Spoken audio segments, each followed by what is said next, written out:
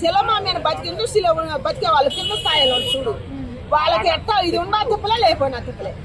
అంటే personal data కూడా అందరిది కూడా గ్రాప్ చేసుకున్నాడు ఐబొమ్మ రవి. ఇన్ కేసు ఈయన లోపల వేస్తే కనుక అవంతా కూడా బయటకు వస్తాయి, అందరి వీడియోలు పర్సనల్ డేటా కూడా బయటికి ఇడుస్తారు అని చెప్పి అంటున్నారు. దాని గురించి మీరు ఏమంటారు? పర్సనల్ ఇప్పుడు పేద ప్రజల పర్సనల్ ఏముంటది, వీళ్ళ అకౌంట్లలో కోట్లు ఉండవు కదా, ఉండేది వాళ్ళ అకౌంట్లలోనే.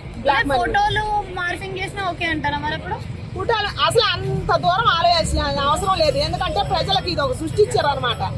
ఇదంతా ప్రజల మీద పెట్టారు, ఇది ఒక ప్యాకింగ్ ఇది పర్సనల్ చేశారు అని. కానీ అంత దూరం పోలా ఆయన అంత దూరం బాగాలేదు, ఏం బాగాలేదు. వాళ్ళకేందో నష్టం వస్తుంది, ఇంకా మేము జనాలను ఎత్తుకు తాగలేదు అని ఐబొమ్మ రవిని తీసుకొచ్చి దాంట్లో వేశారు. వాళ్ళ కథ పరంగా అసలు ఇప్పుడు సినిమాలే బాగోట్లేదు కదా, అది చూసుకోవట్లా.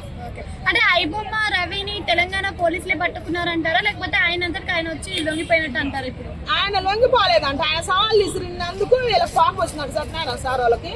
మరి అట్లా గవర్నమెంట్ కి సవాళ్ళు విసరొద్దు. ఏం చేయాలంటే గవర్నమెంట్ కి సలాం కొట్టాలా, చేసే దోపిడీ చేయాలా, దోసుకోవాలి. అట్లా దోసుకున్న వాళ్ళే సమాజం మీద ఉంటారు. అంటే అట్లా దోచుకుంటే ఓకే అంటారు ప్రభుత్వం, అంటే ఇది ఓకే. ఎందుకంటే ఉన్నారుగా మన కళ మందల్ని చాలా వాళ్ళు చుట్టే ఉన్నారు, వాళ్ళకే తెలుసు. అసలు నేను ఎక్కువ వాళ్ళకే తెలుసు అనమాట, సలాం కొట్టి దోసుకునే వాళ్ళు. నేను సవాళ్ళు విసిరిండుగా, అందుకని నేను బట్టకొచ్చి వాళ్ళకు రాసం వచ్చింది, పట్టకొచ్చి దాంట్లో పడేసాను.